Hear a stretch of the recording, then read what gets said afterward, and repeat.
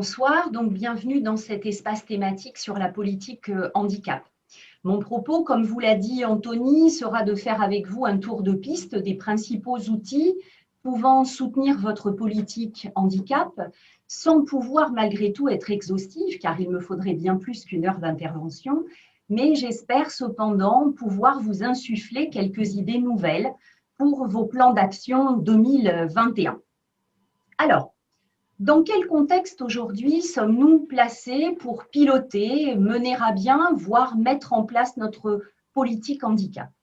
Alors tout d'abord, un contexte sanitaire. La situation sans précédent qui s'impose à nous participe de fait à la mise en place d'un nouveau rapport au travail. Nos entreprises, avec l'aide de l'État, tentent de trouver des solutions à leur échelle pour maintenir leur activité et leur trésorerie.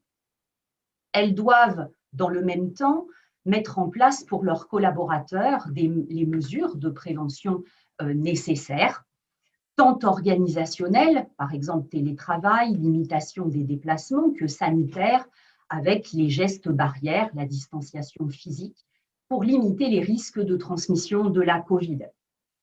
À cela s'ajoute pour elles l'exigence d'une vigilance accrue à travers un encadrement de proximité renforcé auprès des salariés, l'objectif étant de minimiser leur isolement et de maintenir des liens malgré la forte diminution du présentiel en entreprise, des temps collectifs de travail réduits auxquels les visioconférences ne pallient pas totalement. Alors nous nous inscrivons également dans un contexte légal, vous le savez, avec la loi pour la liberté de choisir son avenir professionnel, qui vient nécessairement orienter les plans d'action des politiques handicap déployées. Ainsi, la loi priorise l'emploi direct dans le souci de faire reculer le chômage des personnes handicapées, qui, je le rappelle, est le double de celui des autres demandeurs d'emploi. Parce que les stages, on le reverra, sont souvent une excellente option de sourcing avant une embauche, ces derniers comptent désormais comme de l'emploi direct. C'est aussi dans ce sens que les contrats de sous-traitance avec le milieu protégé ou adapté sont valorisés sous forme de déduction et non plus d'unité bénéficiaire. Fort de ces constats des 20 dernières années en matière de politique handicap des entreprises, il est vrai aussi que le législateur fait aujourd'hui le choix de limiter la durée des accords handicap à 6 ans maximum, afin de ne pas être une fin en soi, mais bien un outil impulsant une dynamique et une culture de l'inclusion. La question du handicap devient l'affaire de l'entreprise dans sa globalité et non plus celle de ses seuls établissements ayant plus de 20 équivalents temps plein. L'impact financier qui en découle sera pris en compte à travers les modalités transitoires d'abattement, dont l'un de mes collègues de l'AGEFIP vous parlera, je crois, demain. La liste des dépenses déductibles a été révisée également et le décret du 5 novembre dernier vient la compléter, favorisant tout ce qui contribue à renforcer l'emploi direct des personnes en situation de handicap, mais nous allons y revenir. Pour renforcer l'accompagnement des collaborateurs en situation de handicap, la loi impose désormais un référent handicap. Pour finir avec les données de contexte, rappelons également le contexte médico-social dans lequel nos politiques handicap s'inscrivent et qui vont complètement dans la direction que nous montre aujourd'hui la loi, à savoir celle de l'inclusion et de la diversité. De fait, dans les pays développés, on observe un allongement de la durée de la vie, puisqu'au cours de ces 60 dernières années, les hommes ont gagné 13 ans d'espérance de vie et les femmes 12. Alors bien sûr, ça ne va pas sans impacter le financement des retraites et donc la durée des cotisations des actifs dans une recherche d'équilibre. Cela interroge plus largement l'état de santé des seniors actifs et les conditions dans lesquelles ils doivent être maintenus en emploi, ce dans un contexte, on le sait tous, d'intensification du travail, d'évolution rapide des organisations et d'augmentation de la compétitivité. Ainsi, les services de santé au travail nous font part d'une augmentation du nombre de salariés seniors en restriction d'aptitude avec des demandes d'aménagement des postes de travail accrus et des recommandations de réaffectation sur des activités moins pénibles. La question du maintien en emploi de ces seniors est donc un enjeu crucial, d'autant plus que l'on sait qu'en cas de perte d'emploi, ils basculent pour plus de 60% d'entre eux en chômage longue durée, contre 42% des seniors en bonne santé.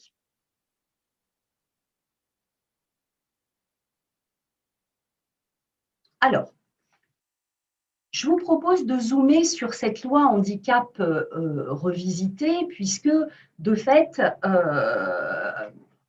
on vient de voir qu'on est vraiment installé dans une réalité complexe et on comprend mieux pourquoi la loi handicap devait être revenue.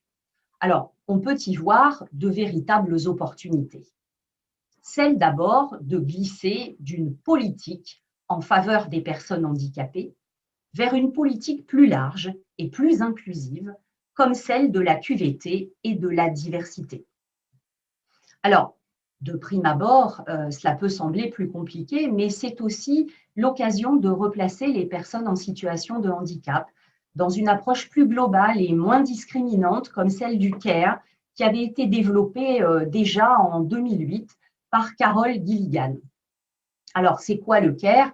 Eh bien, c'est une démarche qui consiste à porter attention à la vulnérabilité de l'autre et agir en prenant en compte ses besoins pour lui permettre d'exprimer et de développer au mieux ses capacités. Ce que Amartya Sen appelle les capabilités. Il s'agira bien ici d'agir sur l'environnement, comme le demande la loi, pour apporter des réponses adéquates et permettre à chacun de travailler avec sa singularité. Cette approche plus globale, impulsée par la loi et intégrée à des approches QVT ou diversité, bien sûr présente le risque d'une perte de la nécessaire expertise liée à la prise en compte du handicap. Alors, quelle solution? La mise en place continue d'actions de formation et de sensibilisation sur le handicap au travail auprès des services RH me semble importante, auprès du référent handicap qui doit lui aussi mettre à jour ses connaissances et des équipes avec une attention particulière portée aux jeunes entrants dans les organisations qui sont appelés à court ou moyen terme à prendre des fonctions de management. Alors, pour aller plus avant, je vous propose de balayer ensemble les grands chapitres des politiques handicap et d'orienter votre attention sur les outils qui sous-tendent chacun de ces grands items, ainsi que sur les partenaires internes et externes qui peuvent vous aider soit à les déployer, soit à les améliorer. Alors, toute réflexion quant à la formalisation d'une politique handicap suppose de faire retour sur votre organisation en recensant les freins, les leviers. Par exemple, quelles sont vos pratiques, vos process, vos moyens, quelle est votre culture, quelle est votre vision à court et à moyen terme.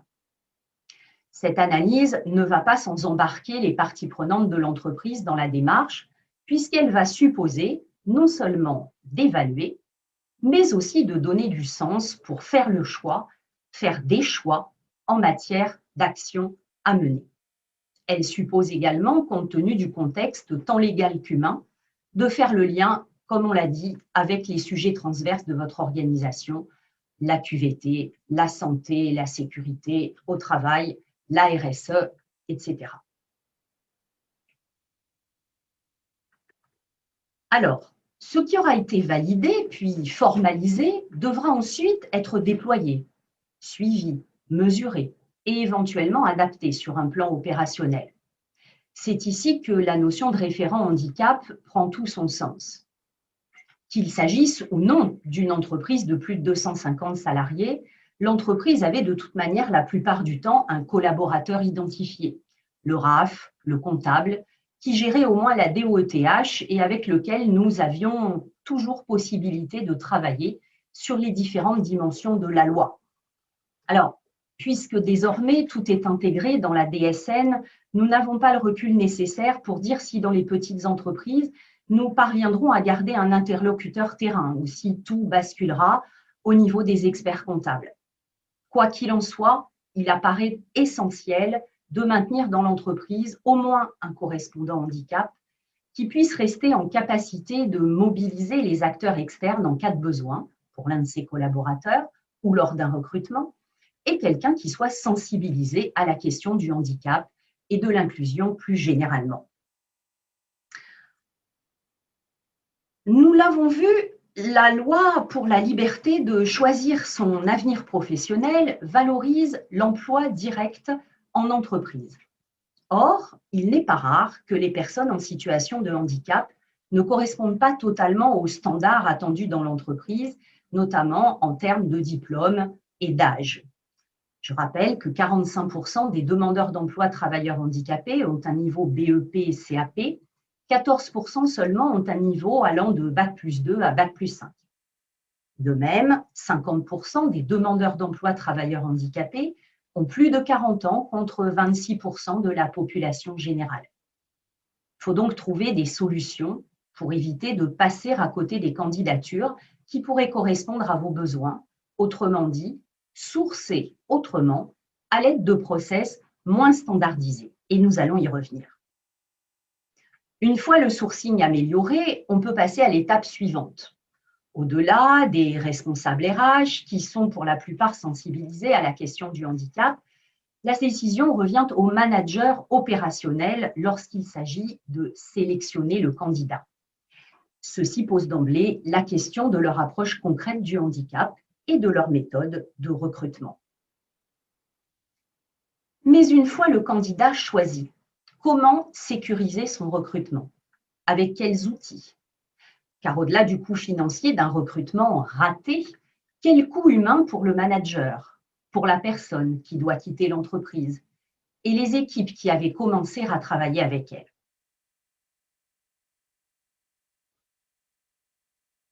Concernant le maintien, rappelons que lorsqu'on parle de maintien en emploi, il ne s'agit pas seulement de gérer les risques d'inaptitude à un poste de travail, mes collègues du maintien vous l'ont bien démontré au cours de leur webinaire, mais également d'accompagner la recherche de solutions lorsque l'état de santé du collaborateur est altéré, et ce, bien sûr, le plus tôt possible dans le cadre d'une approche dynamique et anticipative plutôt que réactive.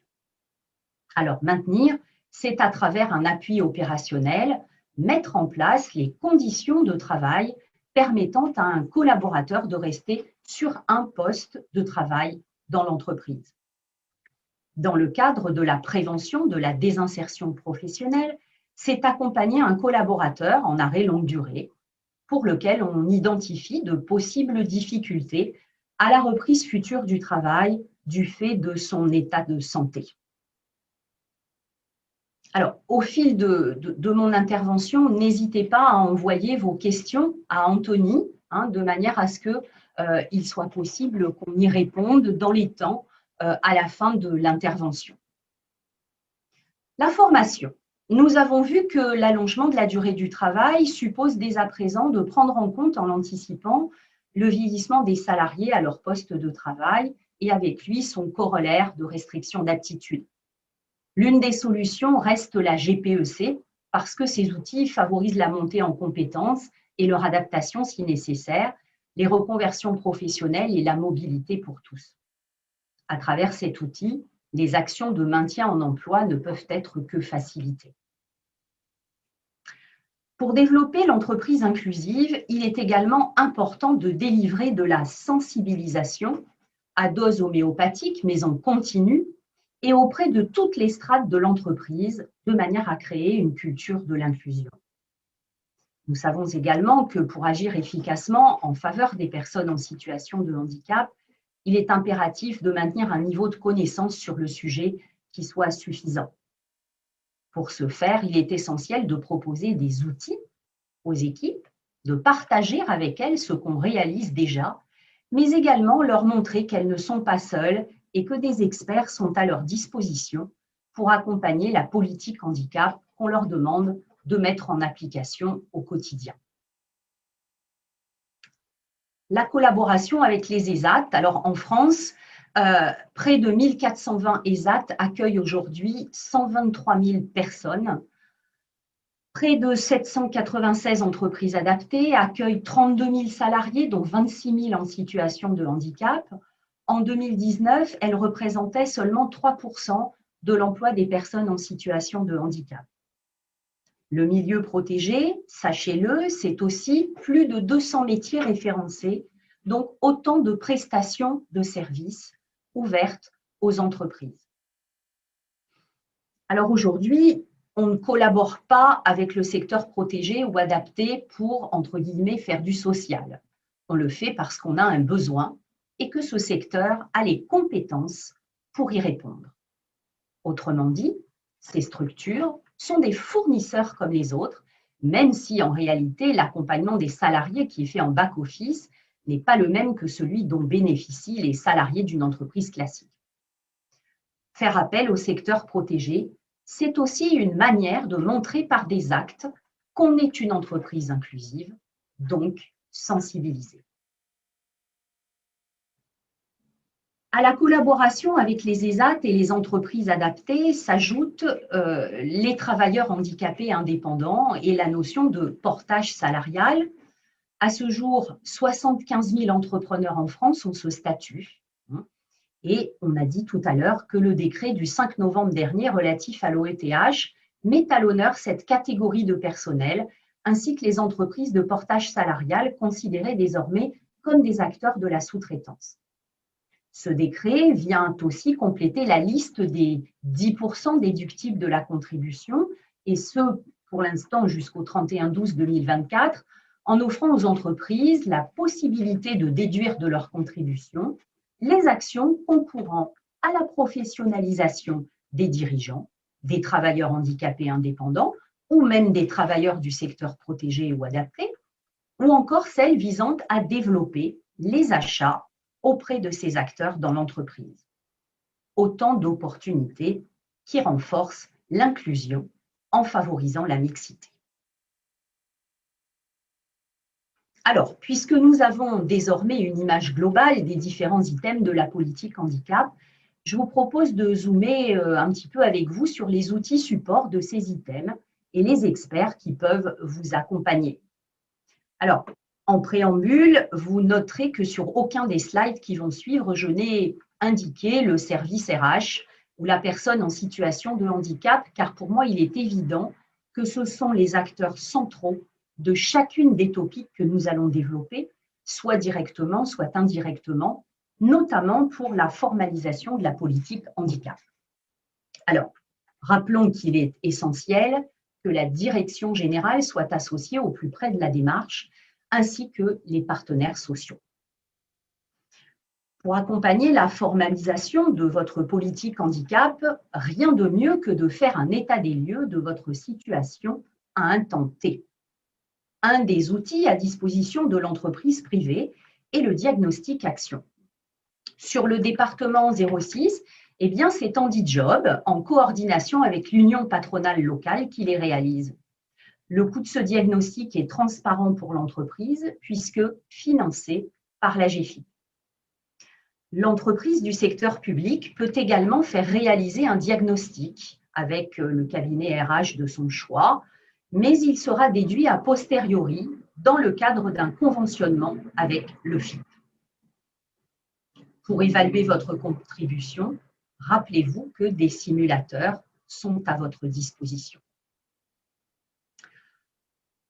Le référent handicap, bien sûr, il va intervenir, bien sûr, au niveau opérationnel dans l'animation de votre politique handicap. Alors, la loi le définit comme étant, je cite, chargé d'orienter, d'informer et d'accompagner les personnes en situation de handicap. Fermez les guillemets. Mais en réalité, il me semble que sa mission va bien au-delà. Le référent handicap favorise la mise en place de l'entreprise inclusive en concurrent avec la personne en charge des RH ou la direction des ressources humaines selon la taille de l'entreprise, à donner sa juste place à chaque singularité. J'entends par singularité les spécificités liées au handicap de la personne.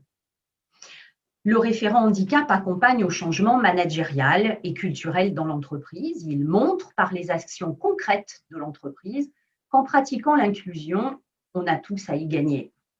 C'est aussi un facilitateur d'échanges à l'interne comme à l'externe. Bien évidemment, pour soutenir la mise en œuvre opérationnelle, il a besoin de tous les acteurs, mais également d'outils de pilotage. Alors, avant de créer vos propres outils, je vous recommande de regarder ce qui existe déjà, comme par exemple la plateforme collaborative Optimum. Cet outil suppose un abonnement et il propose aux utilisateurs une vision synthétique et en temps réel de la situation de l'entreprise. Alors, il est vrai que cet outil est intéressant pour une entreprise de grande taille, multi-établissements. D'autres structures comme l'ANFH, alors ANFH-PACA, ça veut dire Association nationale pour la formation permanente du personnel hospitalier. Donc, comme je vous le disais, l'ANFH-PACA a fait le choix de partager gratuitement ces outils élaborés au fil du temps. Donc, il vous suffit d'aller sur le site de l'ANFH-PACA et vous allez y trouver tous les outils de suivi, de pilotage des politiques handicap qu'ils utilisent à ce jour. L'AGFIP propose également sur son site des fiches pratiques, comme par exemple celles qui concernent la construction des indicateurs permettant de mesurer la performance de vos plans d'action en soutien de votre politique handicap. Dans cette même approche collaborative, vous avez aussi la possibilité de rejoindre des réseaux, comme le réseau des référents handicap de l'AGFIP, où les entreprises qui le souhaitent peuvent partager leurs outils, voire en construire d'autres ensemble, lors de réunions thématiques organisées 3 fois l'an. Dans la même logique, on retrouve le Handipact, animé régionalement par le FIP pour la partie entreprise publique. Nous avons évoqué tout à l'heure les facteurs qui peuvent freiner le recrutement des personnes en situation de handicap, à savoir leur âge, souvent plus élevé que la moyenne de la population, et leur niveau de qualification. Dans ces conditions, et si l'entreprise veut réellement intégrer des collaborateurs en situation de handicap, eh bien, elle va devoir mettre en place des process moins standardisés pour pouvoir sourcer ces personnes et intégrer leurs compétences dans les équipes de travail. Ces process sont intéressants car ils permettent de valoriser l'expérience professionnelle de la personne et les compétences qu'elle a pu développer tout au long de son parcours. Pour réussir, l'entreprise a de nombreux outils à sa disposition.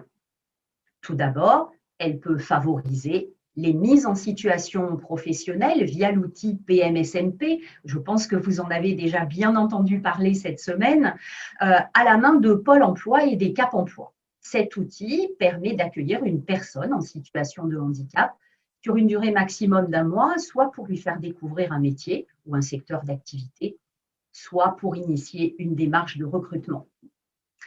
Il est également possible de participer à des actions de durée plus courte, comme le Duo-D qui a lieu aujourd'hui, ou le dispositif Un jour, un métier en action, qui est l'équivalent du Duo-D, mais que lui, vous pouvez mobiliser tout au long de l'année pour favoriser les rencontres et bien sûr engager la confiance de part et d'autre, côté entreprise, côté personnes en situation de handicap. Pour mettre en œuvre ces solutions, Cap emploi et Pôle emploi sont vos interlocuteurs. Un autre mode de sourcing efficace et actuellement fortement accompagné financièrement par le droit commun, l'AGFIP et le FIP, reste l'alternance. Rappelons que pour les personnes en situation de handicap, il n'y a aucune limite d'âge pour entrer en alternance. Ainsi, quel que soit le niveau de qualification, le type de métier, l'alternance va permettre aux personnes en situation de handicap d'acquérir les compétences théoriques et pratiques adaptées aux besoins de l'entreprise. Les agences d'intérim sont également un vrai outil de sourcing, d'autant qu'à compter du 1er janvier 2019 et jusqu'au 31 décembre 2021, outre les cas de recours habituels à un salarié temporaire, la mise à disposition d'un salarié temporaire auprès d'une entreprise utilisatrice peut également intervenir lorsque ce salarié temporaire est travailleur handicapé, et ce, sans aucune autre justification. Enfin, le secteur adapté est lui aussi pourvoyeur de candidats au recrutement dans un cadre sécurisant pour l'entreprise. La mise à disposition classique en entreprise permet de repérer les candidats potentiels et les mesures expérimentales comme le CDD tremplin, les entreprises adaptées de travail temporaire sont autant d'outils permettant à l'entreprise de tester son futur collaborateur avant une embauche directe, tout en facilitant la mobilité professionnelle des salariés d'entreprises adaptées vers l'entreprise ordinaire. Rappelons qu'à chaque utilisation de ces outils de sourcing, vous contribuez à votre obligation d'emploi. Pour soutenir les entreprises qui jouent le jeu du recrutement, et cela vous a été présenté durant toute cette semaine à travers moult webinaires, l'État, l'AGEFIP et le FIP ont renforcé les aides financières à destination des entreprises. Vos OPCO sont également présents, notamment pour financer le tutorat en entreprise. Mais l'entreprise peut aller encore plus loin dans l'inclusion, en travaillant différemment ses profils de poste. Par bloc de compétences, par exemple, au lieu d'exiger d'emblée un diplôme, obtenu de surcroît dans tel ou tel type d'école, même si j'entends bien, cela est plus rassurant. Nous savons que le niveau de diplôme peut être un frein pour l'embauche d'une personne en situation de handicap. Alors, ce diplôme à l'entrée est-il réellement nécessaire? Ne peut-il être validé par la suite? Dans le même sens, nous savons que les recruteurs ont tendance à indiquer dans leur profil de poste un maximum de compétences et de qualités requises, au lieu de se concentrer sur celles réellement nécessaires pour réussir dans le poste.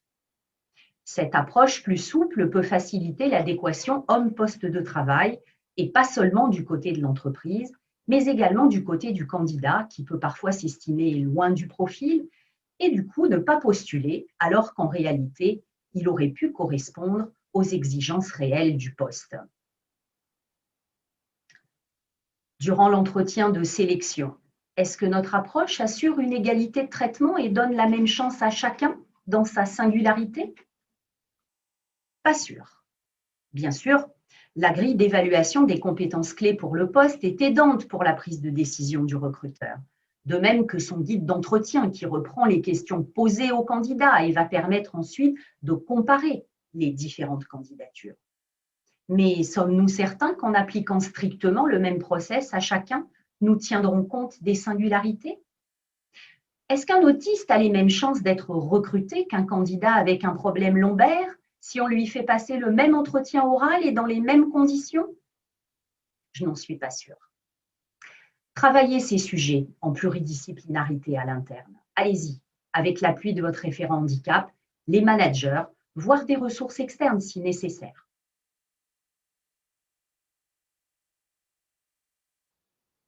Et puisque c'est à lui que revient le choix ultime du candidat, il est impératif que le manager soit sensibilisé au handicap. Non pas lorsqu'il y sera confronté dans son équipe, mais bien avant de mener ses entretiens de sélection. Le maintien. Alors, la réussite d'un maintien en emploi est fortement corrélée à la précocité de l'intervention dans l'entreprise au bénéfice du collaborateur pour lequel soit survient une difficulté de santé, soit la pathologie s'aggrave. Mes collègues vous l'ont dit, on repère souvent la personne pouvant relever d'un maintien à travers des arrêts de travail itératifs sur des périodes plus ou moins longues, et il reste important de pouvoir échanger avec le collaborateur dans le respect du secret médical, bien sûr, pour évaluer si le problème est conjoncturel ou structurel, ce qui, dans ce cas, supposera un accompagnement. Cette démarche de maintien est primordiale à bien des égards. Elle permet à la personne qui fait l'objet du maintien de rester en emploi. Elle permet également à l'entreprise de garder les compétences du collaborateur en interne. Elle atteste aussi par l'exemple, et là nous sommes dans la sensibilisation, aussi de la démarche inclusive de l'entreprise. C'est aussi un outil de sensibilisation lorsque le service maintien va intervenir sur le terrain, tant pour le manager que l'équipe dans laquelle travaille le salarié en question. Cette méthodologie, vous l'avez vu, est très structurée, étayée par de nombreux outils que les acteurs du maintien en emploi mettent en œuvre selon les besoins de la personne accompagnée. Gardons en mémoire la diversité des acteurs qui interviennent sur le maintien et la multiplicité des portes d'entrée pour engager un parcours. On a vu que le collaborateur dont la situation de santé se dégrade va connaître des arrêts de maladie plus ou moins importants et répétés. Et c'est dans ce cadre que le service maintien du département ou l'assistante sociale de la CARSAT va recevoir un signalement. Dans la plupart des cas, il émane des services de santé au travail, dans une moindre mesure du service RH de l'entreprise, voire du salarié lui-même. Ce signalement déclenche la mise en œuvre d'une véritable conduite de projet impliquant tous les experts, chacun dans leur domaine de compétences, dans l'objectif d'élaborer une solution partagée par tous au bénéfice de la personne dont l'état de santé impacte ou impactera à un moment ou à un autre son poste de travail. Alors, bien sûr, ça passe par une analyse fine de la situation de la personne dans sa globalité, médicale, sociale, personnelle, professionnelle, d'où tous les acteurs avec leurs spécificités, grâce aux expertises de chacun des acteurs du maintien. Assez rapidement, côté entreprise, les acteurs vont également être sur le pont. L'équipe de santé au travail, lorsqu'elle existe, le CE ou le CSSCT s'il est partie prenante, avec bien sûr au centre du dispositif le salarié concerné, le service RH.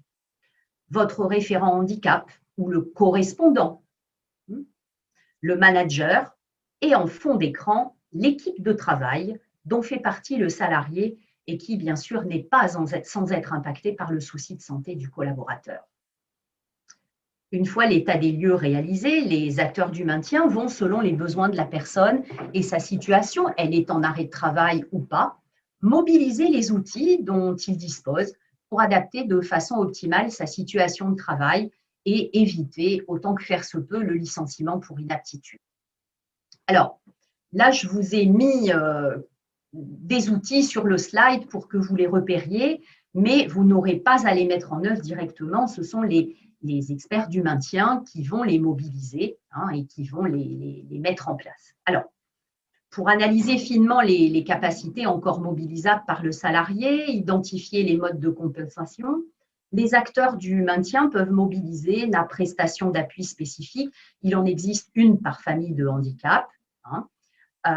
Elle permet de préciser un petit peu les spécificités de ce handicap et proposer de futurs modes de compensation lorsque la personne va retourner sur son poste de travail ou sur un autre. De même, si les spécialistes, les experts anticipent que le retour sur le poste risque de ne pas être possible à l'identique pour le salarié, ils peuvent lui proposer une prestation spécifique d'orientation pour l'accompagner vers un nouveau projet professionnel. Si le collaborateur est en arrêt de travail, on a dû vous parler de la visite de pré-reprise, qui est une visite qui a lieu avec le médecin du travail et qui peut être déclenchée même si la reprise n'est pas envisagée dans un futur proche. L'idée étant de permettre aux salariés d'échanger avec le médecin du travail. Il a quand même, contrairement au médecin traitant, cette approche travail en amont de la reprise et le médecin peut émettre des recommandations qui permettront d'anticiper les conditions d'une reprise du travail à terme. Attention, cette visite ne débouche pas sur un avis d'aptitude, contrairement à la visite de reprise. Alors, pourquoi elle est si importante, cette visite de pré-reprise? Eh bien, rappelons qu'à ce jour, c'est parce qu'à ce jour, sauf si l'entreprise ou le salarié en fait la démarche, le médecin du travail n'est informé de l'arrêt de travail d'un collaborateur qu'au moment de sa visite de reprise. La visite de pré-reprise est donc primordiale lorsqu'on connaît le rôle central du médecin du travail dans la démarche de prévention de la désinsertion professionnelle. Alors, on sait désormais que le salarié peut faire un bilan d'orientation durant son arrêt et préparer les prochaines étapes de son maintien en emploi. Dans le même sens, il est possible, avec le concours et la validation de la sécurité sociale, de lui faire un essai encadré durant son arrêt de travail. L'idée restant d'anticiper le retour du salarié dans l'entreprise et non l'accélérer, en testant la compatibilité d'un poste avec son état de santé et en identifiant éventuellement les aménagements qui seront à mettre en place. À l'issue du bilan d'orientation ou des phases tests en entreprise, bien sûr, il peut s'avérer que le collaborateur ait besoin de valider de nouvelles compétences à travers la formation. Qu'il s'agisse du FIP ou de l'AGFIP, le service de maintien en emploi saura mobiliser les aides financières pour faciliter la montée en compétences ou le reclassement professionnel du collaborateur. Dans la même optique d'acquisition de compétences, le contrat de rééducation professionnelle peut être proposé. Il s'agit d'un outil sécurité sociale que je développerai quelques minutes dans le slide suivant. On l'aura compris, il existe une multitude d'outils favorisant le maintien en emploi, permettant à terme de proposer un maintien dans l'emploi, moyennant un aménagement des situations de travail qui peut prendre plusieurs formes. On l'a vu, formatif, aménagement technique, un siège de bureau, un logiciel de reconnaissance vocale, aménagement organisationnel, c'est-à-dire qu'on va intervenir au niveau des horaires, par exemple, revoir une fiche de poste, intervenir sur le temps de travail de la personne avec la mise en place d'un temps partiel thérapeutique dans l'objectif de permettre aux salariés de reprendre progressivement son activité. Et puis, bien sûr, lorsque l'état de santé du collaborateur est consolidé, il est également possible de mettre en place une invalidité actée par le médecin conseil de la sécurité sociale. Dernier type d'aménagement, l'aménagement humain, par exemple, une aide au tutorat ou la mise en place d'un auxiliaire au moment du retour en entreprise. Enfin, lorsque les aménagements mis en place, malgré les aménagements mis en place, l'entreprise continue de supporter des charges financières significatives pour maintenir le salarié à son poste, il est possible de mettre en place une reconnaissance de lourdeur du handicap pour compenser forfaitairement une partie de ces charges. Voilà. Vous pouvez retrouver le détail de tous ces outils et des acteurs qui les mettent en œuvre sur un site qui est très bien fait, qui s'appelle le SIST PACA. Alors, je vous ai mis le lien. SIST, ça veut dire Système d'information, santé, travail et environnement. Lors du retour du collaborateur en entreprise, pensez également à le faire accompagner, soit par un tuteur sur le plan professionnel, soit par un buddy. Alors, le buddy, souvent, ça n'est pas une personne forcément qui fait partie de l'équipe de travail, mais qui va accompagner le retour du collaborateur dans l'entreprise, car n'oublions pas que lorsqu'un collaborateur a été en arrêt pendant 6 mois, 8 mois, 12 mois et qu'il reprend son travail, compte tenu de ce qu'est l'entreprise aujourd'hui, beaucoup de choses peuvent avoir bougé et cela peut être très anxiogène pour le collaborateur qui revient sur son poste de travail. Autre volet de votre politique handicap, la formation. En matière de handicap, on ne peut pas faire l'impasse sur la formation, en particulier lorsqu'il s'agit de prévenir la survenue de problématiques santé dans les équipes de travail ou l'aggravation de celles-ci, quelles qu'en soient les causes. De fait, les campagnes de sensibilisation sur la santé au travail nous informent que durant sa vie professionnelle, une personne sur 2 sera confrontée à une situation de handicap. Sur un plan humain, l'entreprise à court terme, on l'a vu, va devoir également faire face à un problème de pyramide des âges du fait de l'allongement de la durée du travail. Dans le même temps, l'OMS constate une augmentation préoccupante des maladies chroniques, y compris dans les pays développés. Ces maladies, on le sait, évoluent sur du long terme et elles nécessitent une prise en charge de longue durée qui ne sera pas sans impacter l'activité professionnelle du salarié à un moment ou un autre de sa vie. Ainsi, identifier les compétences des salariés, les développer, encourager les implications dans un projet d'évolution professionnelle, favoriser les transitions professionnelles sont autant d'atouts pour vous permettre d'accompagner au mieux vos collaborateurs. Rappelons-le, ce slide n'a aucun caractère exhaustif. Je vais vous proposer quelques outils qui peuvent accompagner la démarche. Il est clair qu'il en existe d'autres. Alors, Le CPF, projet de transition professionnelle. Ce projet de transition professionnelle est une modalité particulière de mobilisation du CPF. Il permet aux salariés souhaitant ou devant, du fait de leur situation de santé, changer de métier, de financer des formations certifiantes en lien avec leur projet.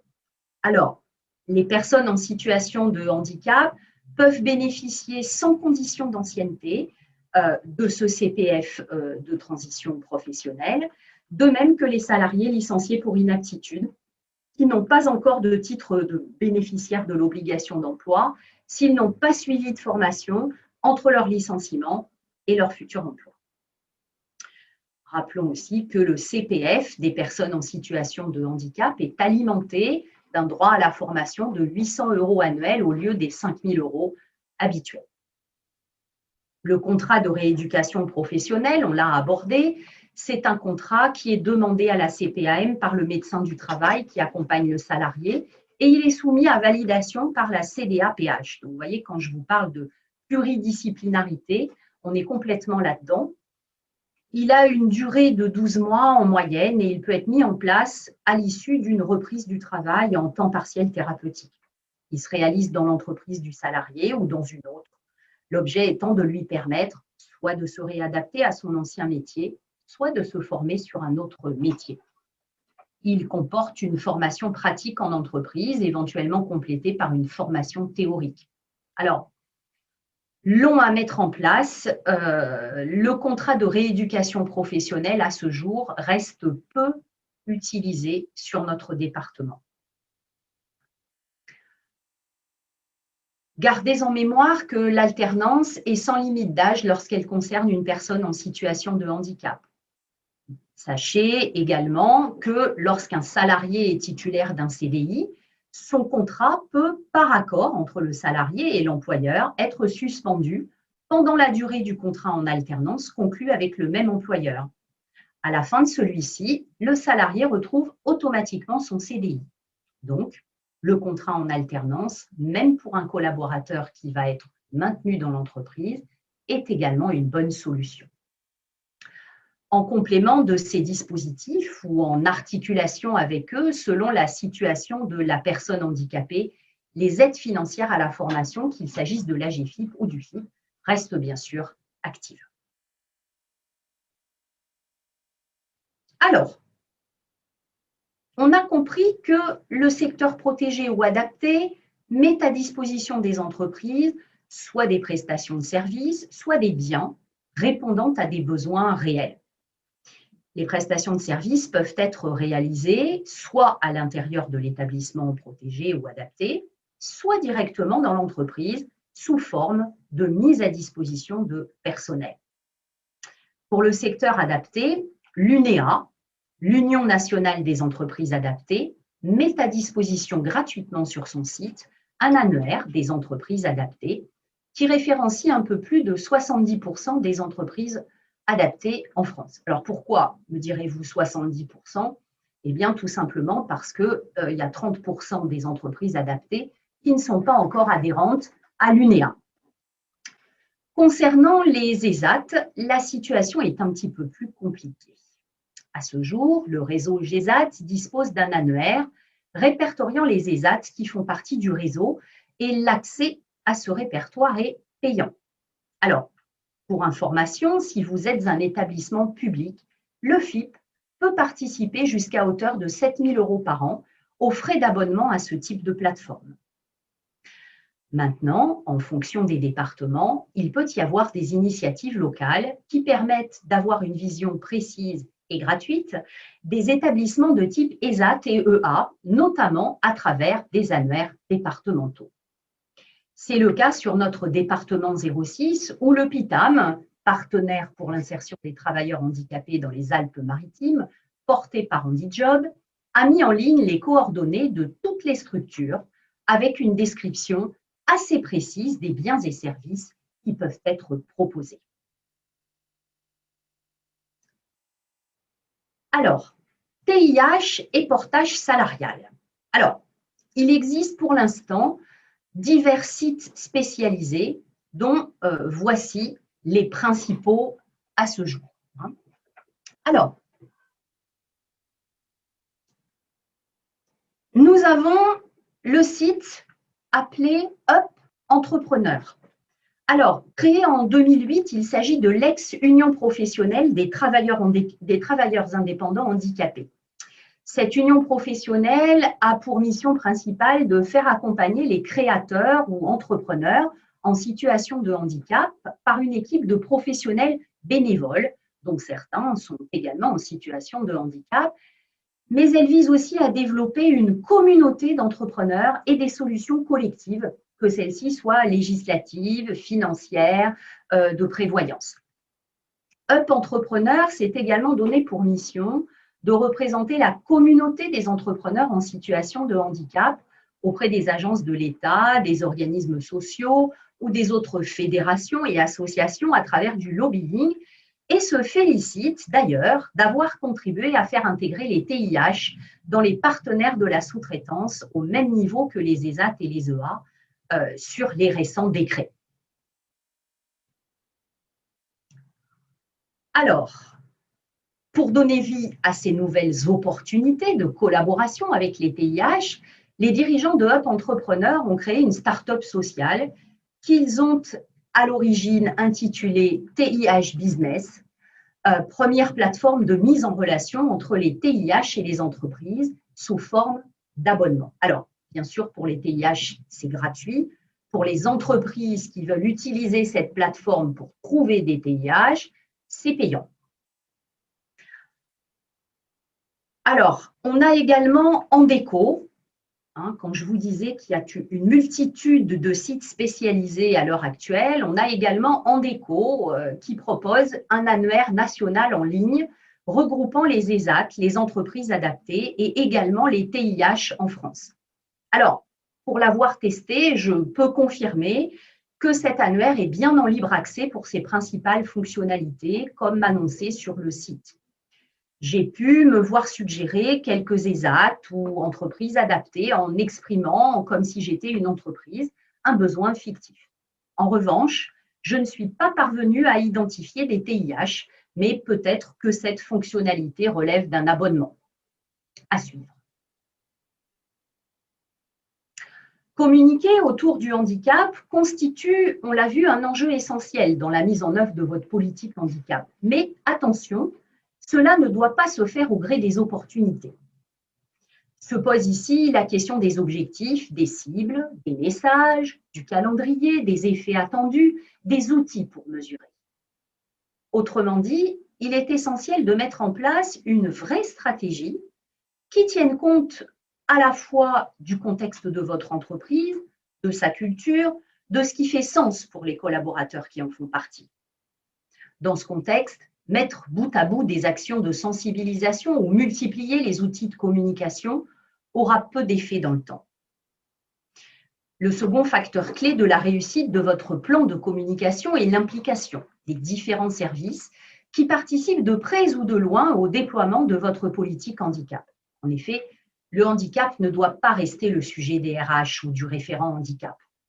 Là où les personnes en charge de la communication interne, externe, les achats, le CSSCT doivent être impliqués, tandis que la direction générale, rappelons-le, continue d'impulser et de soutenir la dynamique. Cette communication sur le handicap doit être maintenue dans le temps et, bien évidemment, associée aux actions concrètes qui sont réalisées dans l'entreprise. Informer sur vos démarches, les accompagnements réalisés, vos outils, les partenaires qui soutiennent votre action à l'interne comme à l'externe, va rassurer les collaborateurs. Ils vont en parler entre eux, garderont à l'esprit votre démarche inclusive et seront bien moins réticents à se faire connaître dès lors qu'un souci de santé survient. Ainsi, savoir que son entreprise est réceptive à la communication du handicap parce qu'elle le dit, c'est bien. Le constater sur le terrain, c'est encore mieux. Concernant la sensibilisation, soit auprès des équipes ou auprès du management, elle est importante, elle doit être renouvelée car elle permet de lever les préjugés, parfois de façon très ludique, ce qui rend plus léger un sujet toujours délicat, associant santé et différence. Chaque fois que nous avons animé des sessions de sensibilisation au niveau d'HandiJob, les retours qui nous sont faits parlent de mise en place de climats de bienveillance et de renforcement de la solidarité au sein des équipes. De nombreux outils sont désormais à la disposition des entreprises pour soutenir leur communication globale sur le handicap. Parmi la sélection réalisée sur cette slide, la plupart sont à votre disposition gratuitement. Les kits sont activateurs de progrès, communication Handipact, sont financés respectivement par l'AGFIP et le FIP. Le jeu Handi-Poursuite, financé à l'origine par l'AGFIP, est désormais accessible en ligne pour tous.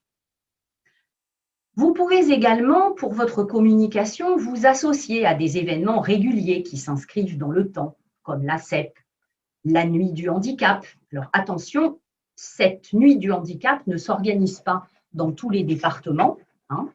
Vous pouvez aussi rejoindre les Abilympics. Alors, les Abilympics, c'est quelque chose d'extraordinaire.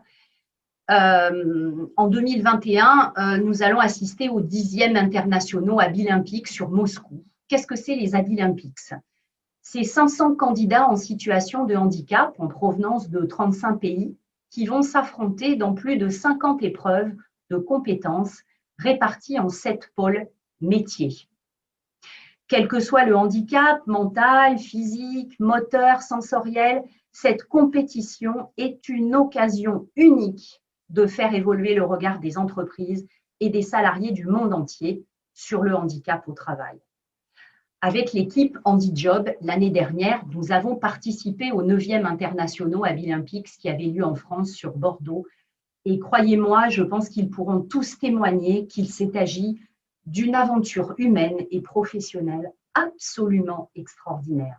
Vraiment, si vous avez la possibilité de le vivre, faites-le, vous en rentrerez changé vraiment à tout jamais.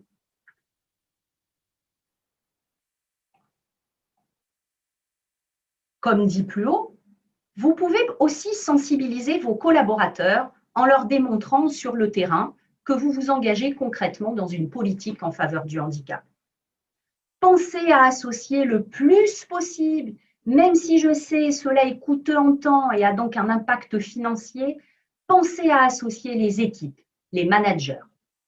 Par exemple, si vous réalisez un diagnostic sur votre politique handicap, ou recruter inclusif, ou encore gérer une situation de maintien avec le service Cap Emploi, parlez-le avec l'accord des personnes concernées. Si vous utilisez du personnel d'ESAT ou d'entreprises adaptées, montrez-le. Bref, inscrivez la diversité et l'inclusion dans votre ADN. Alors, pour conclure, quelles sont les conditions de réussite de votre politique handicap? Bien sûr, tout part de votre entreprise, de son objet, de sa stratégie, de sa culture, de ses hommes. Et sur ce sujet, il vous reste tout à écrire.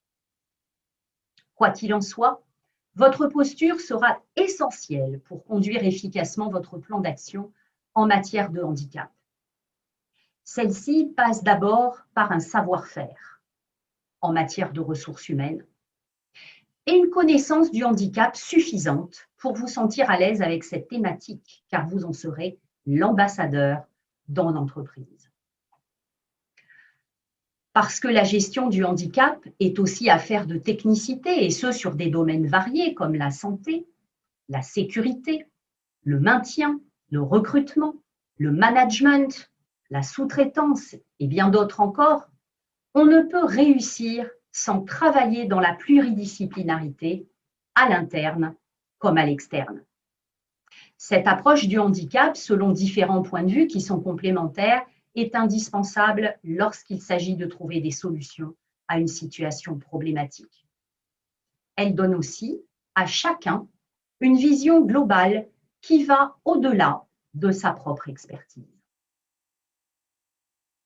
Il est important d'avoir une vue globale et structurée de votre politique handicap, on l'a dit, qui est ou sera mise en œuvre.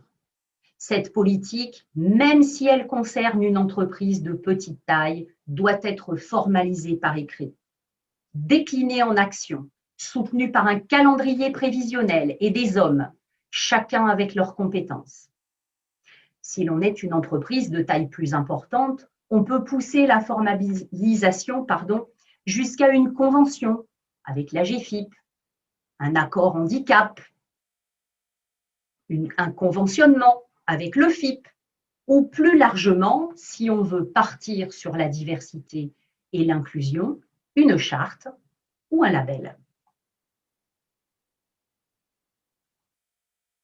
Le plan d'action, une fois écrit, doit être mis en œuvre, suivi et amélioré en continu, avec le support d'outils qui vont permettre de mesurer, mais aussi de communiquer sur ce qui est fait et dans quel sens. Toutes les strates doivent être impliquées à un moment ou à un autre pour créer une culture commune sur le handicap et l'inclusion. En cela, la direction générale doit soutenir les ressources humaines et le correspondant handicap pour qu'ils soient entendus, écoutés et ne rament pas tout seuls dans leur coin.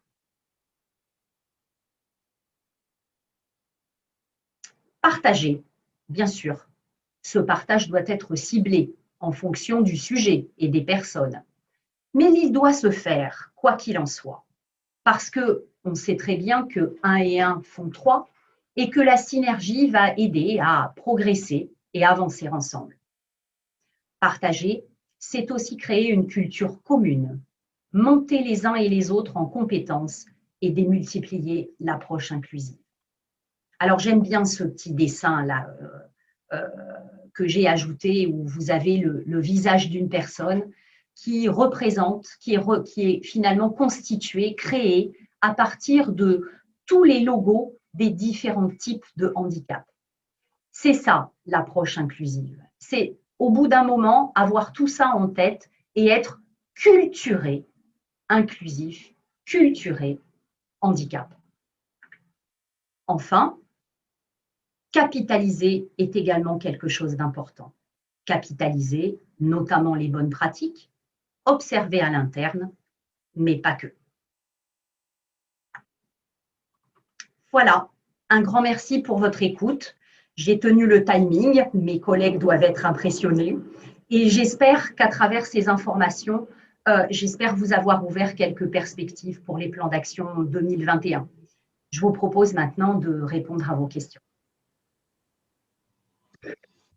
Merci beaucoup, Sophie, pour ce tour d'horizon de la politique handicap c'était pas évident hein, de parler, d'essayer de synthétiser toutes ces thématiques, puisqu'il y en a beaucoup, il y aurait beaucoup à dire. Moi, ce que je vous propose, c'est que sur toutes ces thématiques, le recrutement, le maintien, la sous-traitance, la formation, la sensibilisation, peut-être de partager en question les freins que vous pouvez rencontrer à la mise en œuvre. Et si Sophie peut essayer de vous apporter en tout cas des pistes de réponse. Donc, je vous invite vivement à poser vos questions. Et j'en ai déjà quelques-unes qui concernent les formations pour devenir référent handicap. Du coup, est-ce qu'il en existe? Et il y a une deuxième question qui s'y rapproche. Et si elles existent, quelles sont-elles? Est-ce que Sophie, voilà. Alors oui, il existe, il y a des kyriels, si vous faites une recherche sur Google, vous allez trouver des kyriels de formation qui visent à former les référents handicap des entreprises. Bien sûr, les cabinets RH spécialisés en handicap sont en capacité de vous proposer des formations de référents handicap. Alors, nous également, sur Handi Conseil, nous formons les référents handicap, soit, on va dire, un petit peu sur de la théorie, sur du global, un peu comme je viens de le faire dans le cadre de cette conférence. Mais on peut également accompagner sur site votre référent handicap et, comment dirais-je, le rendre petit à petit sachant directement sur le terrain, pour lui permettre d'apprendre en faisant.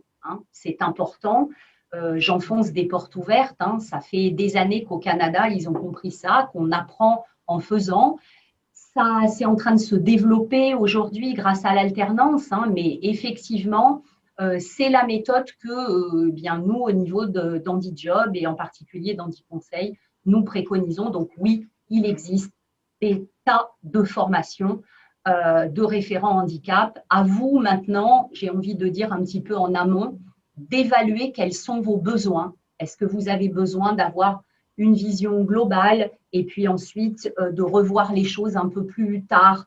Ou est-ce que vous avez déjà un référent handicap qui, on va dire, a déjà en tête les grandes thématiques qui tournent autour de la gestion du handicap en entreprise et vous auriez besoin d'un accompagnement qui soit plus sur le terrain, qui soit plus de mise en relation avec les partenaires externes. Et ça, effectivement, HandiJob est bien placé pour faire ça, puisque vous savez que HandiJob porte le Cap Emploi, donc la partie recrutement, la partie maintien. Voilà. Merci Sophie.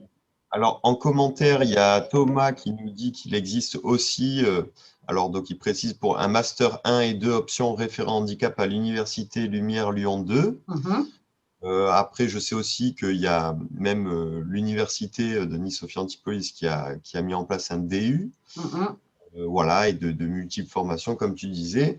On rebondit de suite sur une autre question, c'est de Muriel. Bonjour, ai-je bien compris que la personne RQTH perçoit 800 € par an sur son CPF au lieu de 500 €, quel que soit le handicap? Absolument. À partir du moment où la personne est bénéficiaire de l'obligation d'emploi, c'est-à-dire qu'elle a un titre qui permet de le prouver, effectivement, elle voit son CPF incrémenté chaque année de 800 € dans la limite des 8 000 €, puisque vous savez que vous ne pouvez pas comme ça cumuler pendant 40 ans hein, les abondements CPF. Mais voilà, effectivement, oui, 800 € tous les ans jusqu'à concurrence de 8 000 €. Autre question. Bonjour, pouvez-vous rappeler quels sont les pourcentages au niveau des diplômes sur les personnes en situation de handicap? Alors, les pourcentages au niveau des diplômes, vous voulez dire par rapport à ce que j'ai dit ou vous voulez quelque chose de plus, de plus précis? Donc, Valentin, si vous pouvez préciser votre question, sur quel pourcentage exactement? Après, on a beaucoup de questions sur ce que vous avez dit. Valentin précise. Bon, alors, bon, moi, je vous ai dit hein, qu'au niveau national, ce sont les sources du tableau de bord AGEFIP 2020. Donc, ce sont des sources qui sont très récentes. Hein. 45% des demandeurs d'emploi travailleurs handicapés ont un niveau BEP-CAP et 14% seulement ont un niveau qui va de Bac+2 à Bac+5. Ben, on pourra peut-être revenir pour donner tes coordonnées aux participants. Ok, pas de souci, hein, je suis à votre disposition. Voilà, ils pourront revenir, vous pourrez revenir vers Sophie si vous avez des questions qui vous viennent ou si vous voulez avoir des précisions sur comment mener la politique handicap dans votre entreprise.